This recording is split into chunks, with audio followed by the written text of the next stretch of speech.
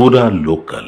ప్రముఖ సంగీత దర్శకుడు ఏఆర్ రెహమాన్ బాలీవుడ్ ఇండస్ట్రీపై చేసిన కామెంట్స్ దుమారం రేపుతున్నాయి. 8 సంవత్సరాలుగా తనను బాలీవుడ్ వెలివేసిందని ఆయన అన్నారు.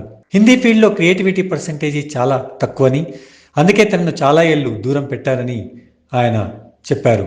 మతపరమైన అంశం కూడా తనపై వివక్ష చూపేందుకు కారణం అయి ఉండొచ్చని రెహమాన్ వ్యాఖ్యానించారు.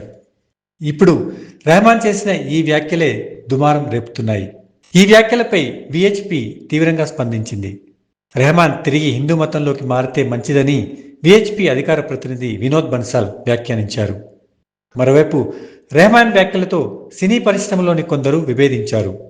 ప్రముఖ రచయిత జావేద్ అఖ్తర్ స్పందిస్తూ హిందీ పరిశ్రమలో మతపరమైన వివక్ష లేదని స్పష్టం చేశారు. షారుఖ్ ఖాన్ వంటి ఎందరో కళాకారులు అగ్రస్థానంలో ఉన్నారని ఆయన గుర్తు చేశారు. ప్రస్తుతం ఈ వ్యాఖ్యలతో హిందీ చిత్ర పరిశ్రమలో కొత్త చర్చ మొదలైంది.